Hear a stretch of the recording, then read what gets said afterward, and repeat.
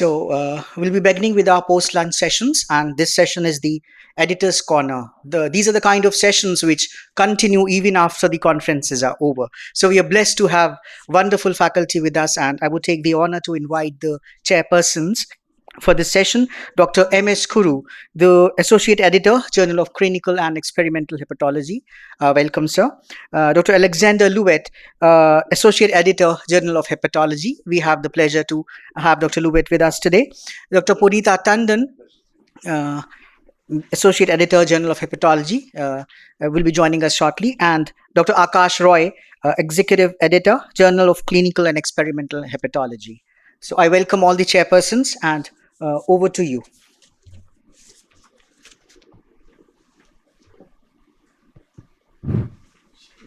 Good afternoon. I think we were very fortunate and very lucky to have Dr. Levitt with us. He's Associate Editor of Journal of Hepatology, and Dr. Roy, who is Executive Editor of the Journal of Clinical and Experimental Hepatology. The session is on Editor's Corner, and we have 3 talks to be given by very distinguished faculty. The first talk would be by Professor Usha Datta, who is Professor and Head Gastroenterology at PGI and Editor-in-Chief of Indian Journal of Gastroenterology. The topic would be checklist for submission. Professor Datta. Thank you so much, sir. It's wonderful to have an audience here to listen to this despite something going on in Hale. So what I'm going to speak is how to get past the editor. So everybody feels it's a black box. You put in something, you get a rejection, sometimes you get an acceptance, but actually it's not a black box. So I'll just tell you what happens inside the black box. So manuscript has to become a paper, and here the editorial board and the publishers are involved. And what we expect from the person who's submitting the manuscript is quality, integrity, precision, rigor, interpretation of the right nature, sample size which is adequate, standard methodology, format, and presentation. And what are we seeing in the paper? As a journal editor, I'm seeing whether it's an interesting thing, whether it's novel, whether it's ethical, is it relevant, is it citable, will it add prestige to the journal, and is it a genuine work? So this adds to your CV, your publication, and for us, there's also a journal CV, the impact factor. So there are several roadblocks to navigate. The author sends the manuscript, goes to the editorial assistant, then to the editor. Editor likes it, he sends it to the reviewer, and then the reviewers give good comments, it goes back to the editor, from the editor, it goes back to the author of acceptance, and then publisher, and then it sees the light of the day. So unless the manuscript aligns with each one of them and the journal's requirements, it doesn't get published. So it is your duty as a person submitting a manuscript to align with what is required for the journal. So what are the roadblocks to navigate? First step is the editorial assistant. Unless you fulfill the checklist, he will send it back. Then the editor doesn't like the science in it, he'll send it back. If the editor likes the science, he's going to send it to the reviewers, and then the reviewers give positive comments, the editor sends back an acceptance to the author. And then the publisher will want certain nitty-gritty changes here and there, formatting, English language, and some better figures and all that. But when you go to the publisher, that means your thing is about to get published. So how to navigate these people? What you need is 4 things. Science, good quality science. You should go through the checklist, and you should choose your journal and understand how the journal wants it, and you need good luck. How to get past the gatekeeper? Unless your key fits into the lock, it will not get past the gatekeeper. The gatekeeper has certain things to follow. He is actually a clerical assistant who has to see checkbox 1, 2, 3, 4, 5, 6, and he has a long checklist. So you have to align with the checklist of the journal. So you have to read the instructions carefully, follow the checklist. There are several checklists available. Have a high-speed internet. Arrange your folders to upload and reply to all the queries and avoid silly mistakes. So here you have to be meticulous. Then you go to the journal website and you submit. There are steps to doing that, and these are all very user friendly, and you can go ahead, and anywhere you get stuck you can always contact us. I spoke to my editorial assistant and asked him what are the silly mistakes people commit. The author list on the title page and the author list in the manuscript don't match. Blinded manuscript file should not have any identifying information. The format for graphical abstract may be wrong. You have forgotten to mention the country's name. You haven't done your plagiarism check properly. So these are silly mistakes which can be avoided. Obviously, people who are of your level of intelligence can avoid these silly mistakes. How to get past an editor to get past the first page? The editor looks at the first page, decides trash it or take it ahead. So to get past the editor is looking for signal. Is there a signal in this paper? Is there a message in this paper? Is there something worthwhile for me to take it ahead? If there's a signal, he doesn't mind little other problems. Is there novelty? So if there is signal and novelty, he will go to the next step. Is it concise? Is it direct? Is it structured? Is it in the journal scope? Is it likely to be citable? But even if there is a problem in these, he'll go back. Is there a signal? I'm ready to work on the manuscript. Help the author. But without a signal, without novelty, you don't go past.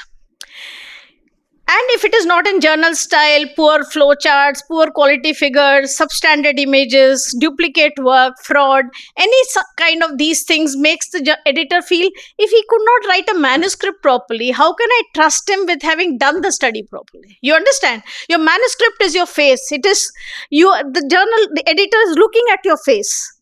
So ensure that your manuscript reflects the quality of work that you do. Before you start writing any manuscript, just write in a separate clean page one key message, maybe two small additional messages, not 8 or 10 messages, just these 3 to go ahead. Then you see what is your signal. What is your signal? What do you want to convey? Like in a Morse code, how do you convey just that thing? So similarly, you should know what you want to convey. Minimize the noise. Cut off all these unnecessary clutter from your paper. Then decide, introspect yourself. Is this worth an original article? Is this worth a letter? Is it worth an open access journal? Once you have decided, then you target. Quite often people have something which is equivalent to a letter and they want us to publish it as original article. It creates a problem. In manuscript writing, there is formatting. Adhere to the format. There's a structure. Follow the structure. Ensure your language quality is at the best. You can use several AI softwares to improve your language quality. Logical flow, clarity should be there. And factual accuracy should be there. So verify your factual accuracy. Somewhere in the table it says 42 patients. In the text it is written 39 patients. What happened to those 3 patients? These things should not happen. Your data presentation should be with clarity. Author information, all the details should be there, email, this qualifications, all that stuff. Ethical compliance, you have to ensure. Conflict of interest, you should upfront declare. And if you have used an AI based thing, you should declare it in your acknowledgement. References should be as per the format. So the title page has first the title, about maximum of 25 words. It should be comprehensive, interesting and concise. Do not make it misleading. Do not make it sensational. Do not put abbreviations, question marks, exclamation marks. Just 25 page. And now there are several acronym generators and title generators which can help you on the net. Be direct in your title. In the title page, you also have the author list. And here you have to be fair to all the people who have contributed. So the first author, and then it is in decreasing order of their contribution. And then you can have a corresponding author and a last author. You nowadays journals allow co-corresponding authors. It allows co-first authors. So if 2 people have equally contributed, give them the credit. There is ICMJ guidelines. Follow that. Read it. Be honest to those guidelines. So the title page, the corresponding author ensures credibility of the article. So the corresponding author takes public responsibility, does all the communication, puts all the details in place, and administrative responsibility. There are some nuts and bolts. What is the ethics number? What is the trial number? What is the funding? All these kind of things, data availability. These are all simple logical stuff. Tie all these loose ends together. The abstract should be structured. There's a word limit. Again, focus on the key message in your mind when you write your abstract. So introduction is what we did, result method is introduction is why we did, methods is what we did, results is what we found, and conclusions what did we understand, and a graphical abstract, and right till the end. And IJG is launching all the figures for graphical abstract which all of you can access. So the introduction should have what we know, what we don't, why did we do this study, and the last paragraph should have a Picot's format written in prose style as to what is your study question. So novelty has to come up in your introduction. So this is the second part the editor will read. After reading the abstract, the title, he'll read the novelty. Main manuscript has the standard IMRAD format. Follow the steps and do it. Methods, again, you should have show all the rigor which is required in the methods, all the trial registration. These slides are available, anybody can use it, so no need to go through the nitty-gritties of it. In the methods, use Equator Network. Equator Network has standard reporting guidelines. See that, make your methods accordingly. Statistical analysis, there are certain principles of statistical analysis. They often get violated. And do some research methodology workshops, understand it properly. Put in your descriptive data, categorical variables, continuous variables. Remember, it was student. Student was a name of a person. That was a pseudonym of a person. So it starts with the S capital. And simple things like this. As you keep reading, even for your journal club, remember to do that. Sample size should be properly calculated. These are another areas where statistician will pick it up. And normal data and parametric and non-parametric data, you should know which test to apply where. These are very simple. We can give you handouts for the same. So the results, the text tells the story. The tables summarizes the evidence, and the figures show the highlights, and the statistics supports the statements. So be creative in this thing. The discussion is very important. The key findings should be highlighted in the first paragraph. Quite often people don't know what to write in the discussion. Compare it with existing literature, biological plausibility, strengths and limitations. Very important to write your limitations. Conclusions and implications. Do not lose perspective, because your study is a drop in the ocean. It may be a big drop, a beautiful drop, resplendent in its own thing, but it is a drop in the ocean. So stay grounded and don't lose your perspective. There are add-ons of references, use software, and in your tables and figures, be creative. Check the journal, choose your journal wisely. No point in sending it to Nature when it's not going to get published there. So you should know where to target. So to conclude, science should be having a message. It should have facts, logic, clarity. So you have to think like a scientist. Checklist, you have to think like a clerical person. See, all the checklists are followed. Journal specifications, read it and align yours with them. And all the best for the same. Thank you. Thank you, Usha, for giving a very comprehensive talk on the checklist on publications. I'm sure it will be very useful for all people who are likely to publish. We can take the second one. We'll have questions at the end, I suppose. It's my pleasure to invite the second speaker, Professor Anil Anand, who is editor-in-chief of the Journal of Clinical and Experimental Hepatology, and his talk will be about dealing with bias in research.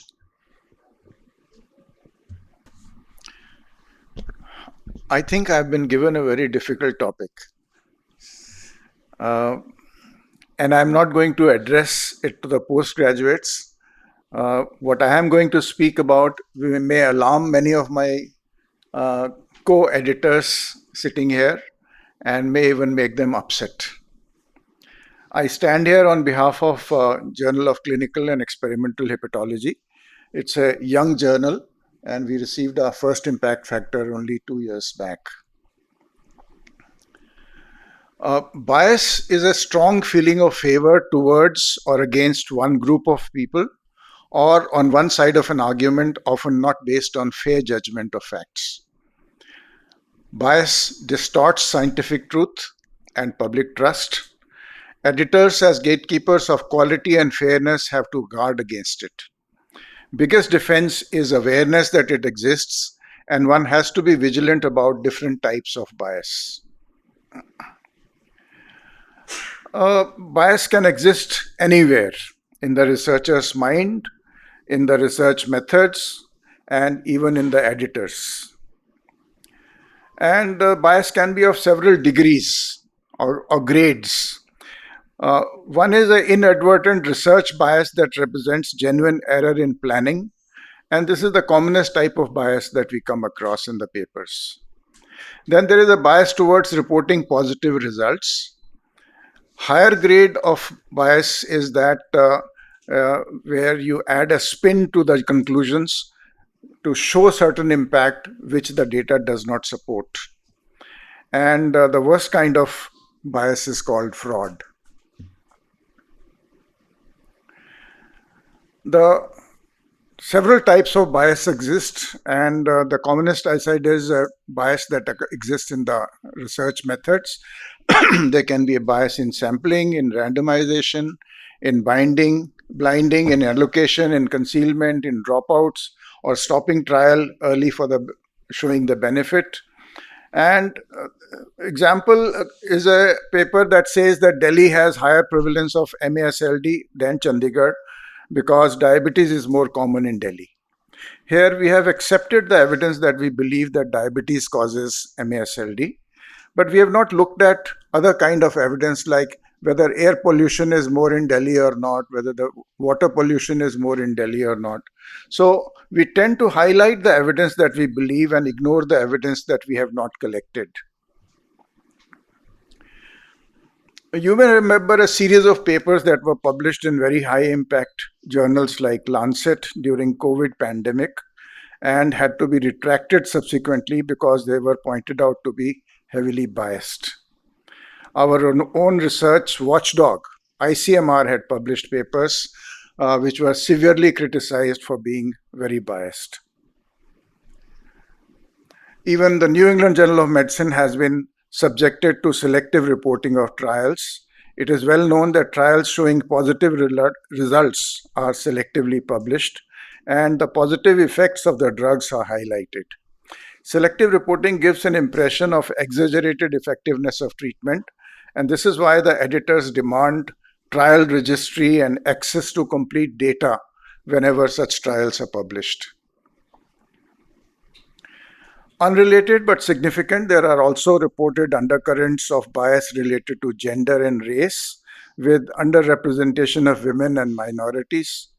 Therefore, the editors must have a diversified editorial board to encourage equity. Industry or sponsor bias can show the drug to be effective when in fact it is not. Example shown here is a paper that showed that oseltamivir is protective against influenza. This is a conclusion which was subsequently proven to be false claim, and therefore editors insist on transparency and conflict of interest disclosures. Spin is a worse kind of bias which takes several forms. For example, conclusions will show trend towards benefit when the data is not significant, stressing on significant secondary outcomes while ignoring the non-significant primary outcomes. Or the strong claims will be made which the data will not support. And some of you may remember the famous or infamous case of Zigris or activated protein C sepsis, which received FDA approval for marketing, and it was approved and marketed after interim results of PROVEST trial were revealed, that it showed benefit. And they took 10 years to complete the trial. During the 10 years, the drug was sold at very high price. And 10 years later, the final results of the trial showed that the placebo had a lower mortality and the drug had a higher mortality in sepsis, and the drug had to be withdrawn subsequently. This is not an isolated example where drugs are marketed with fanfare and they are shown to be effective, and subsequently they have to be withdrawn because a lot of side effects are shown or drug is proven to be ineffective. And this is a partial list of some such drugs which have been withdrawn after a period, say about 5 to 10 years, or period is mentioned against each separately.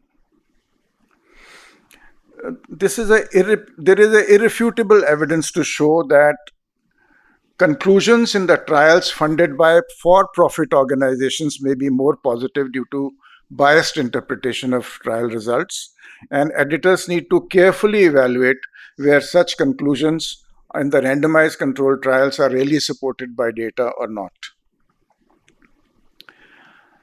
Most practicing doctors are looking for easy and straightforward guidance, but the fact is that most international guidelines are heavily dependent on opinion of experts.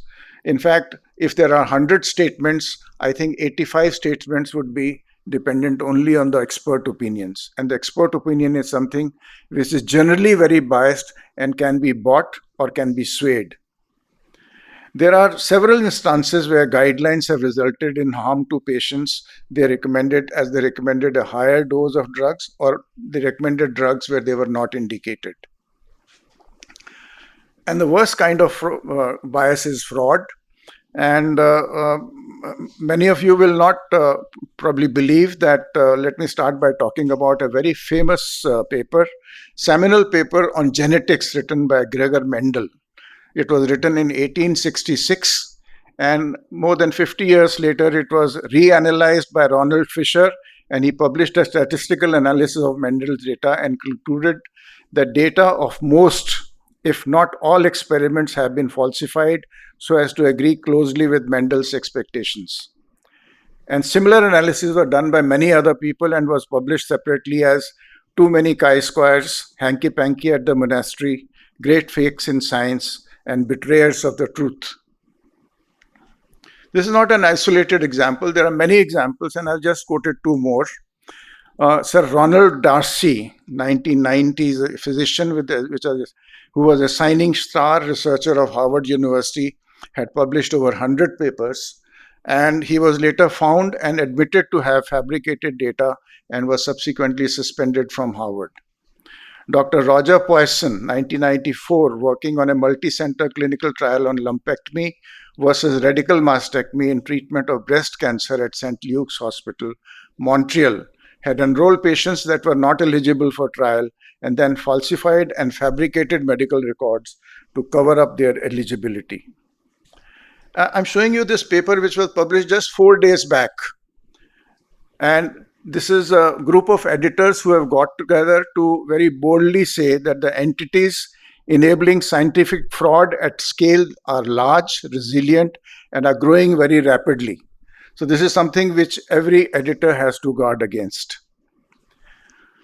The bias can also exist in the editorial process. Bias is can be in the peer review. There have been scandals of anonymous review, fake peer review scandals, and that is why we insist on using structured reviews and detect conflict as early as possible. Editor's inherent bias may be there because he may have a preference for certain topics. Institutional bias may be there. Unconstitutional bias may be there. It's very difficult to reject a paper coming from ILBS because Dr. Sareen is a co-author. That kind of a thing very regularly happens. And double check the editorial decisions, and we have to involve others. So what can editors do? Editors have to be on their toes to guard against such publications. Some of the measures I have described as I went along. World Association of Medical Editors have given a considerable thought to this problem and have suggested a series of statements to be included with the papers.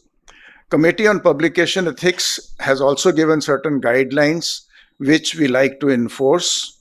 We now insist on mandatory protocol submission and trial registrations, use of open peer review in selected cases, and editorial training and peer review calibrations are repeatedly being done.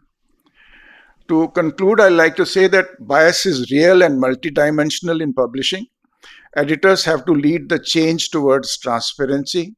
Fairness is not passive, it must be actively enforced at the level of institutions, at the level of researchers, at the level of supervisors, at the level of editors and reviewers. And we must remember that we are often confident when we are in the wrong, and the objective observer is more likely to detect our errors than we are. Thank you very much.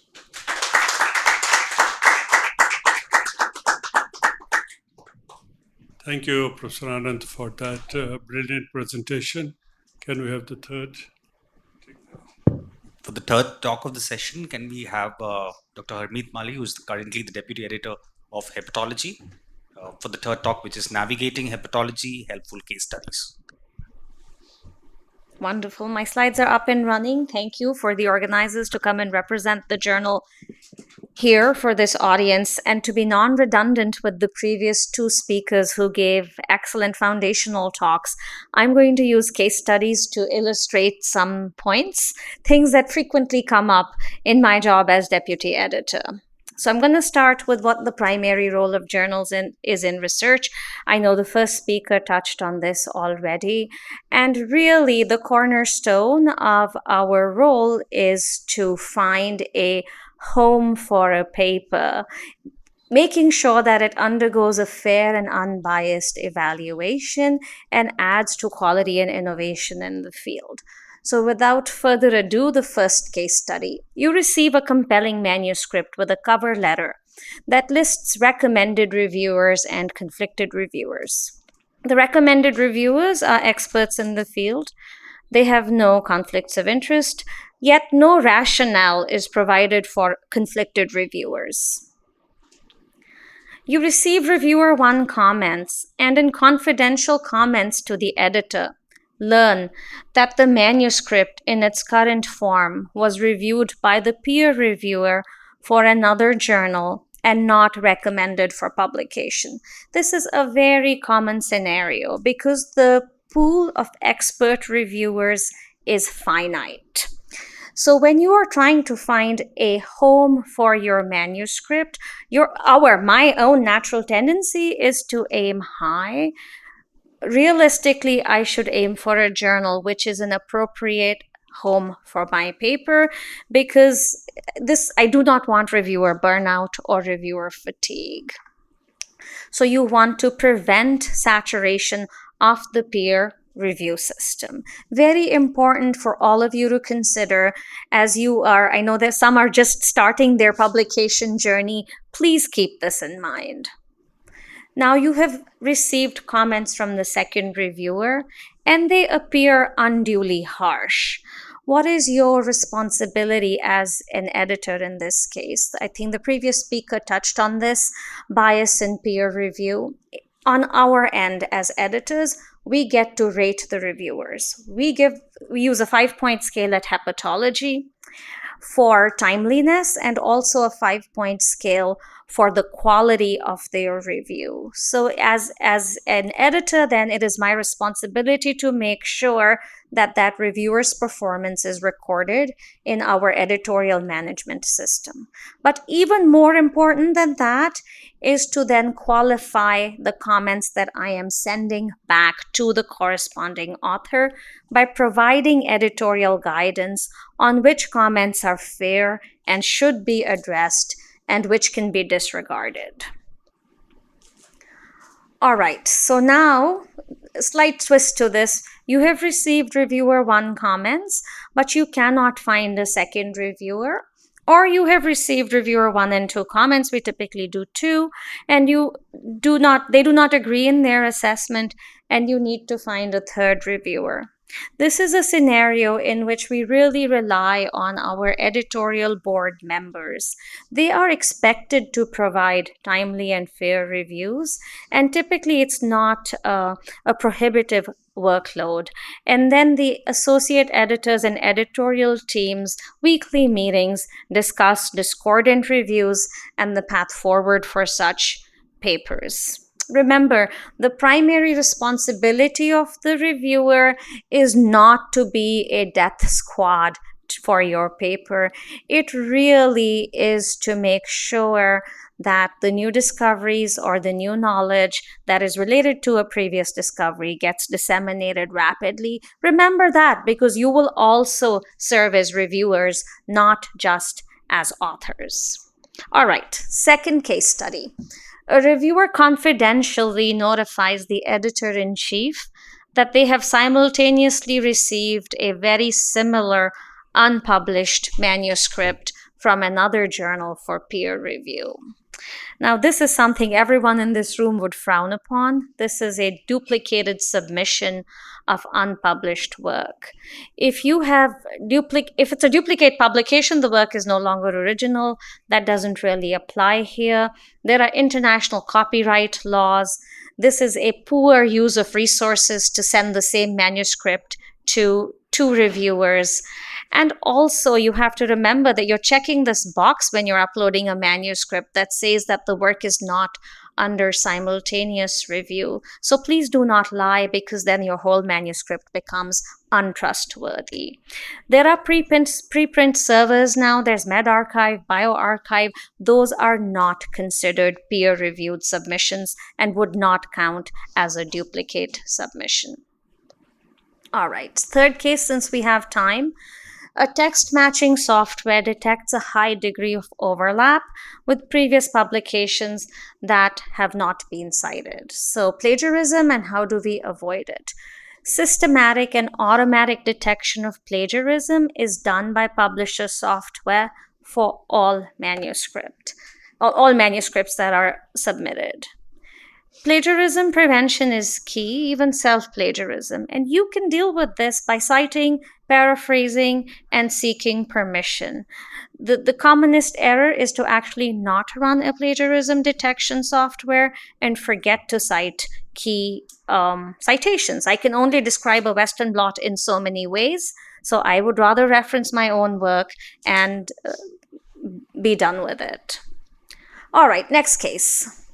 You receive an anonymous email from an unidentified, non-academic source claiming that data are fabricated or falsified in a single published manuscript. This is kind of the most serious email we receive as editors. We take this sort of email very seriously, but there are several clues in this particular vignette. One, this is an unidentified, non-academic source, and this is a single published manuscript, so hold on to those.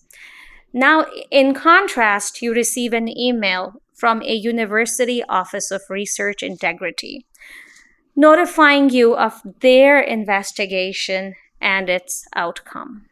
And the outcome concludes that data were fabricated in the manuscript published in your journal, and they are requesting retraction. So completely different scenarios. The first is social media, unidentifiable email, unactionable. In any case, journals are not investigative authorities. We rely on scientific integrity, research integrity offices of academic institutions. So falsification and fabrication are serious allegations of scientific misconduct. They require proof that data were falsified or fabricated to support certain conclusions. Some are benign copy-paste errors, and they do not affect the conclusions of the manuscript. These require errata. Most journals publish these routinely. And there is a major role of the journal office and external experts in adjudicating such complaints. All right, so now a peek behind the decision. What are the responsibilities towards the authors and society? So again, this is a complex ecosystem where authors interact with editors. There are reviewer comments and the central office that helps integrate all of these moving parts. Key among these, as the first speaker went over in detail, are for the reviewers to be reminded about fairness, courtesy, objectivity, confidentiality, and transparency. Work together with the reviewers to improve the manuscript and the speed of the process. Work with the central office to improve the figures and the dissemination of the findings.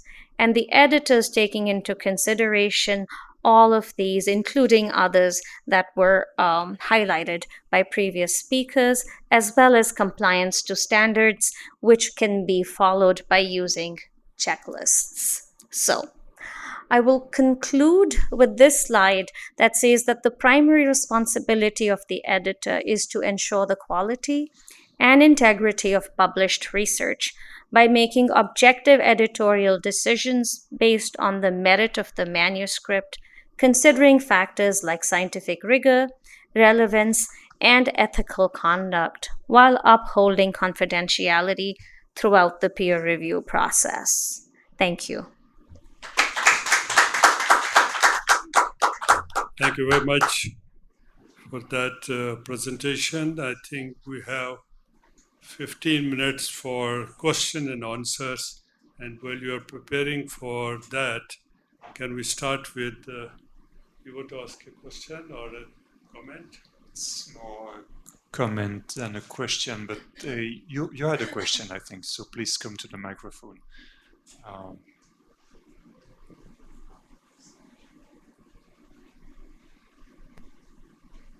We may perhaps ask the three speakers to join us on the podium. Please take your seats there. If you have microphones or... Okay, take.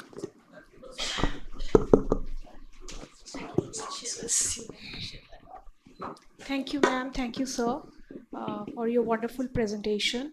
My first question is to Usha, ma'am.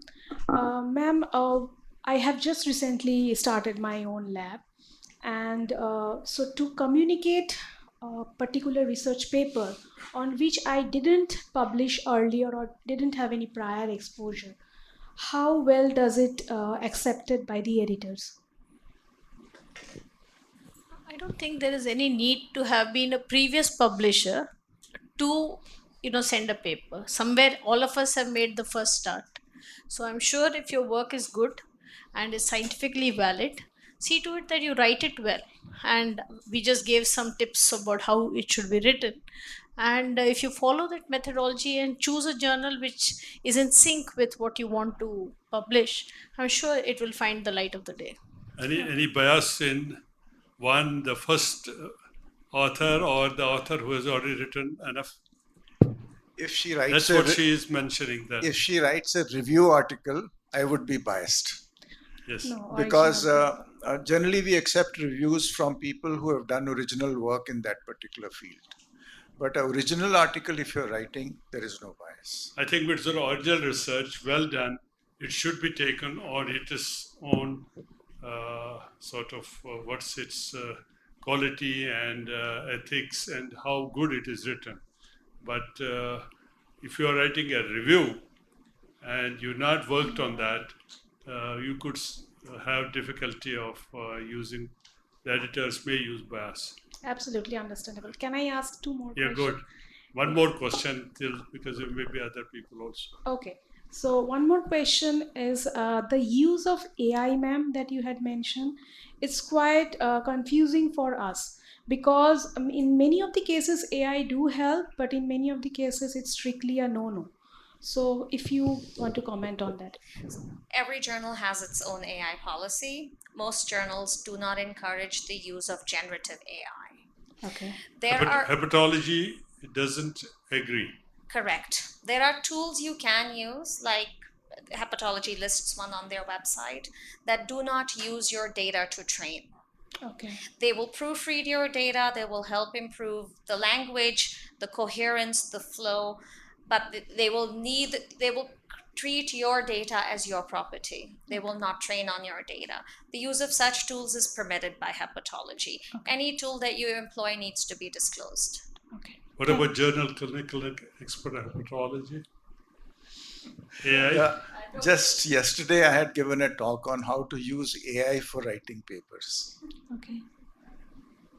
And the general consensus is that AI is a very good tool to brainstorm with, to get references, to get information, to plan a study if you want, to draft a research question. All those things can be done by AI. But to write a paper, you have to write your own. Yeah. It can give you those formats in which the paper should be written. It can format it according to the journal's requirements. But the actual, as earlier in medicine, they used to say that you can use a very good stethoscope, but the most important part is between the two earplugs. That you'll have to use to. What about Indian Journal of Gastroenterology, ADI? So we allow the AI to be used for improving language, but it has to be acknowledged. So as we said, we So don't you use would a allow, creative but if it's acknowledged. if it is acknowledged. What about Journal Hepatology? Same thing than the hepatology, I guess. But, well, it makes sense, I think. Well, you don't want a computer to write a complete paper in Venn data and whatever you like. That has been nicely shown by our three presenters. I have just a comment which I think is important, and I don't know if the three of you will agree or not, is about the references and how accurate your introduction is. I think this is a very important step in preparing a paper.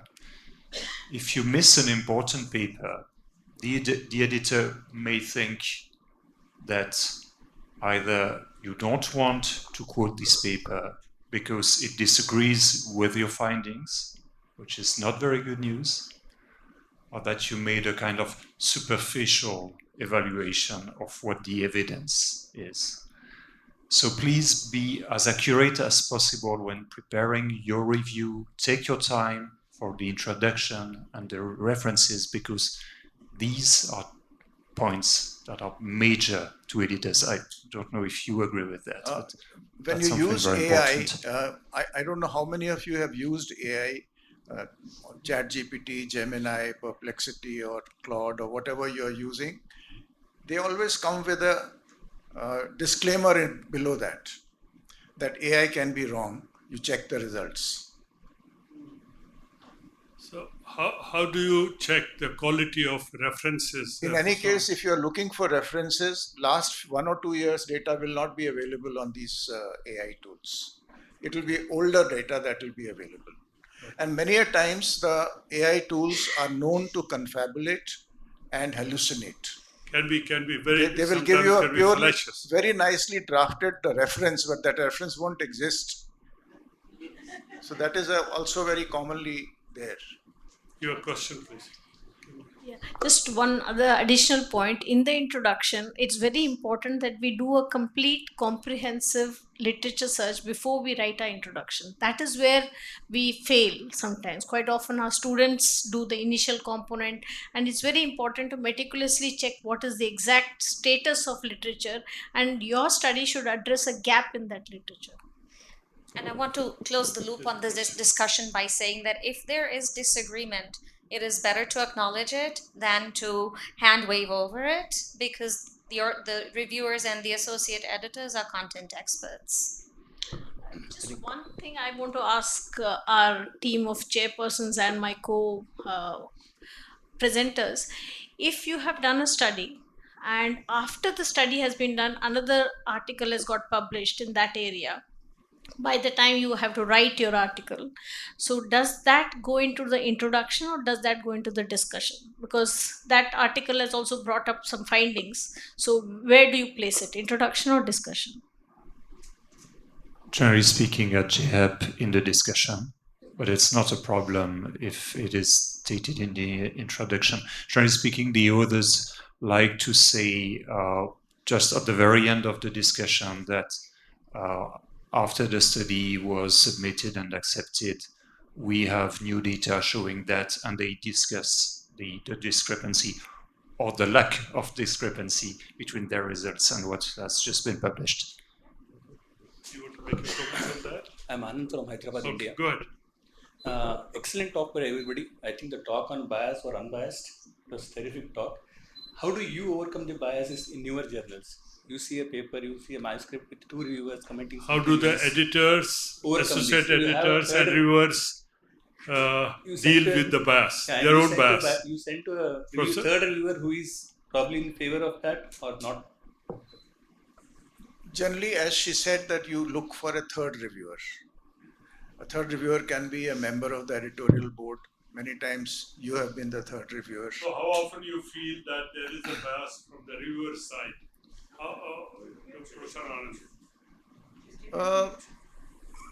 You can detect in some cases bias is there. Sometimes a positive bias, sometimes a negative bias. Some people are just hero worshipping that particular author, and they will overlook everything which is there in the paper. All the things are there. Sometimes what we do when we have these conflicts in reviews, we sort of tend to self-assign that paper to myself, and then again go through to assess whether those things are correct. JCH, I'm part of it, hepatology and JF. Yeah, so if we have discordant reviews, we will first reach out to a third reviewer that we know to be fair and unbiased because of their track record and they are an expert in the field. And depending on the degree of discrepancy between reviewer 1 and reviewer 2, I may even sound the third reviewer. I wouldn't share the two reviews with them, but I would sound them as to what specific area I really want their input in to make their review more meaningful. Just one thing. We usually send it to the third reviewer just to be on record to have 2:1. But I take a print out and I just read it myself to take actual ground level understanding of it. If you don't mind, just would like to add a very small final remark, which is, I think, super important. It takes a very long time to have a good reputation, but it takes very little time to have a bad reputation. So never lie in your papers, never. Never hide something you don't want to show, because editors, generally speaking, have a very good memory. So they would remember your name, they would remember your team. So if you're transparent, even if your results, could be better, but they're worth being published, it's good. Transparency, I think, is really should be on the very top of our requirements. I think with all that, we have to personally be very grateful to the three editors for doing a wonderful job. And thank you very much for that session. Thank you very much. That brings us to the end of this wonderful session. As I said before we started the session, that such sessions continue even after the conferences are over. So I would request all the chairpersons and the speakers to please come for a group photograph.